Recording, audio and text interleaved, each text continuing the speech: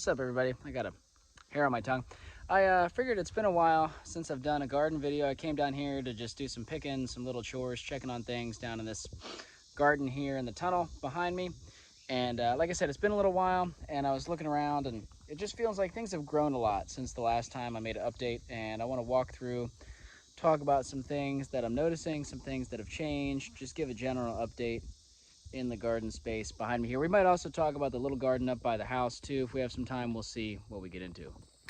But so a lot of what I'm going to talk about has to do with these peas. I call them African peas or southern peas. You may know them as cow peas, black-eyed peas, crowder peas.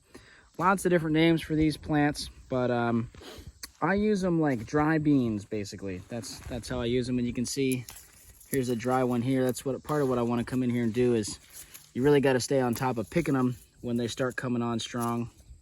And a lot of what I have growing in this garden is peas. And I would say the most successful thing I have growing in this garden are these peas.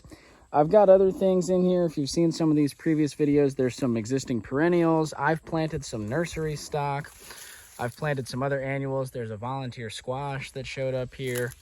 If I pan over here, we've got more peas. You know, I haven't weeded very well, so there's certainly weeds intermixed in and all that. It tends to be how I do things. It's a little chaotic. And then I have some beans here that I made a video when I started these beans, and I gotta say the beans are struggling. They came on strong this round of beans. That, you know, they started strong, nice and deep green like the peas, and then some animals got in. I think it was rabbits got in several times through this fence and just attacked the beans, really set them back. Some of them bounced up and were able to get high enough above the browse level. You know, now I think I have the fence mostly buttoned up, so I don't think anything's getting in here now, but I gotta take another good look at that before I can be more confident. But so the beans kind of piddled out, you know, and there's a lot of weeds coming in this space. Some marigold seed that I had scattered took, so that's exciting. Let's see if I can find a spot. Yeah, there's some honey locust in here that I planted, right? So we got some little honey locust trees that I will dig up and move through the nursery in the fall. A lot of bare areas here where you can see just a little bit of mulch that I have down. Had tried some squash over here, but that also kind of petered out. Anyway, so yeah, the peas are just going crazy, as you can see. I don't know if you guys remember, I talked about in one of my videos, I did have some tomatoes and like some tulsi and some, oh gosh, what did I plant down here? Oh, I had some calendula, which is still down here, as you can see. And everything that I planted next to these peas is just getting fully swamped by these peas, which is okay for me. You know, some of the calendula is trying to come up, as you can see right here, trying to bloom. There's some tulsi coming up in between. God, I love that smell. But the peas are going buck wild. And so if you've never grown, I talk about these all the time. I can't say enough good things about these peas.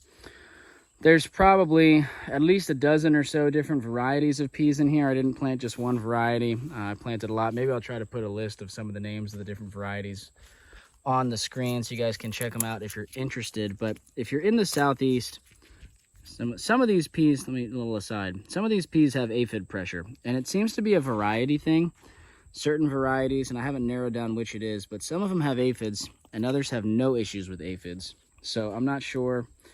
Maybe the soil changes a lot throughout here. Maybe, I think it's probably a variety susceptibility thing, but I don't know 100%. They seem to be able to keep producing peas for the most part up here anyway, so I'm not too worried about it. Still been getting a lot of golden raspberries off of this little raspberry patch. Those are always a very nice little treat. It's hard to even see, but I do have my fabric pots in here, right? Fabric pots with wild strawberries. This blueberry is looking pretty sad, but there's some blueberries and some raspberries in these pots. They're still kicking along. We'll probably get these planted in the ground this fall. This is kind of a temporary holdover while I, you know, pulled off the moving from North Carolina to Virginia this spring. Anyway, like I was trying to say, you know, if you're in the Southeast, these peas kick butt. They just love the heat and humidity. They seem much more reliable to me than other types of beans. And so if you're interested in a dry bean, you know, a soup bean, beans for stir fries and that sort of thing, this is my go-to. They're just fun to grow. They don't really fuss a whole lot. They don't need a whole lot, and they go and they go and they go. You can see this one is covered in aphids. So they're not totally invincible. But yeah, you can also see, I always forget this, but a lot of the varieties I have are climbers. They're not bush types, and so they're coming all the way out in the pathways. You know, in an ideal world, I probably would have trellised these.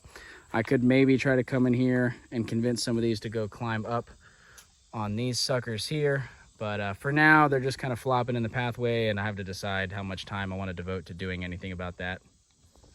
They work great as a cover crop. You know, this was kind of a hybrid for me where, like, I didn't have a ton of time to really do a whole lot of gardening in this space this year, but I, you know, basically came in and sowed some peas and sowed some beans and figured hopefully we'll get some beans for soup, you know, and it'll be kind of like a cover crop. They are nitrogen fixers, you know, they're legumes, so they're going to improve the soil, cover the soil surface. They make a really good cover crop that makes food at the same time. I really got to get in here and pick. Picking beans, you really got to get in here and go after them, looking around, peeling back the leaves, that sort of thing, because they hide in here amongst the weeds and whatnot. So I got to get on that. You can see I've also got the nursery propagation continues. This is a bed of mulberries and a lot of weeds in here, but you can see the little mulberries coming up, you know, 6 inches to a foot tall. I sowed them really dense in all these pots, so they're pretty small.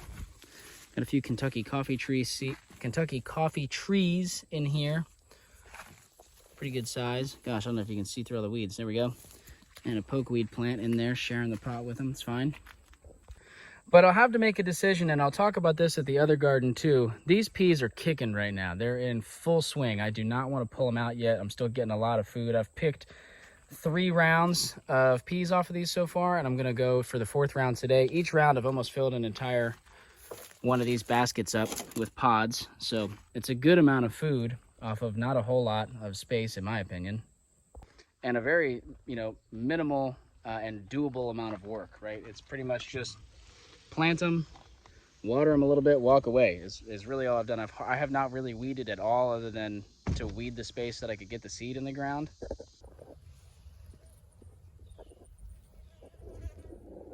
I'm gonna have to decide, you know, we're at the end of July, so if you want to do any fall crops, now is the time.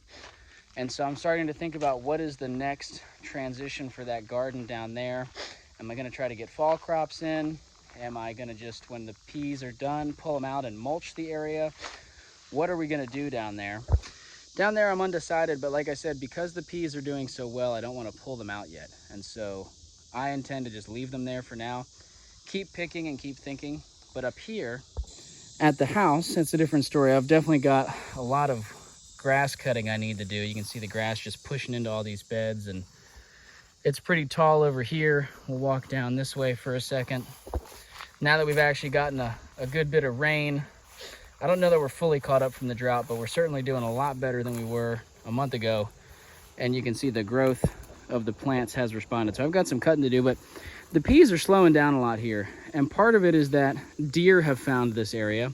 So you can see there's hardly any peas left in here. They got eaten, trampled by deer. They're also just slowing down more. They're not as happy in this soil. I still got a good amount of peas off of this before they slow down. You can see pretty much all that's left is a little bit of amaranth, and you can see where, you know, there's some deer browse on this amaranth here, deer browse here.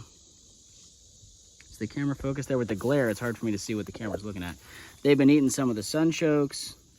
They've been eating some of the peas, right?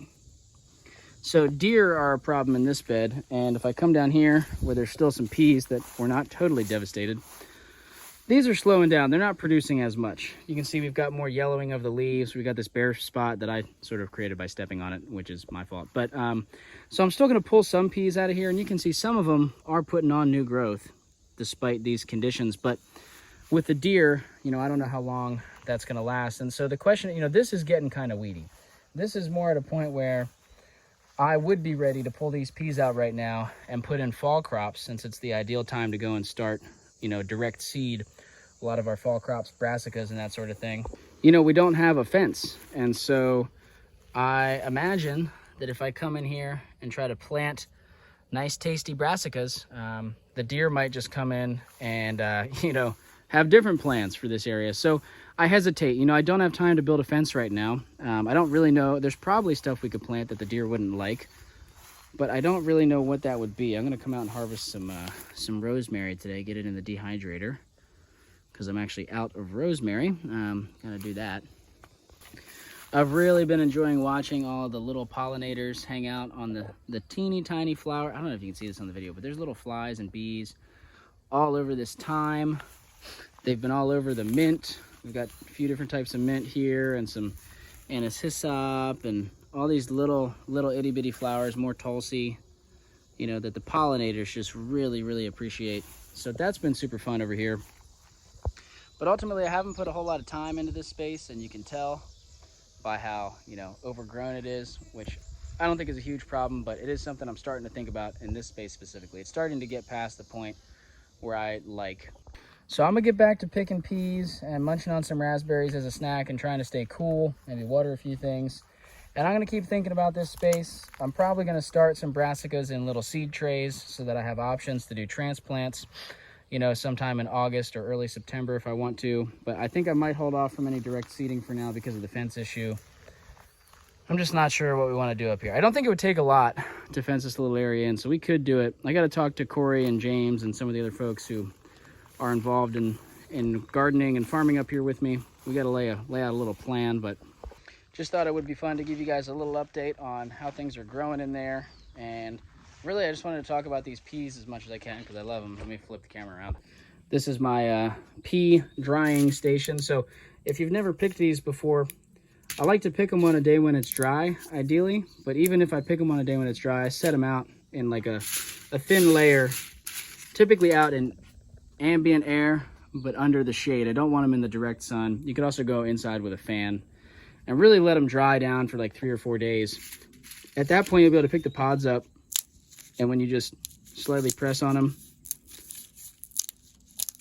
they're very crackly like that, and they want to split apart very easily. And so you just sit here. It's easier with 2 hands, but you just basically split them apart, crack all the peas out. We'll go inside and I'll show you guys some of the peas in a minute, what they look like. But otherwise, I think that's pretty much all I've got to say about the garden area right now. It's mostly just peas and some perennials, a lot of weeds, and we'll see how the area keeps developing. It feels good to me so far. It feels like a lot of progress. It feels like, you know, for how late I got here and for how little time I've had to put into these spaces, I'm really happy with what we've gotten out of them. All the peas and all the berries and things, and yeah, it's been good. So looking forward to moving into the next stage and seeing what it turns into. I'll catch y'all later.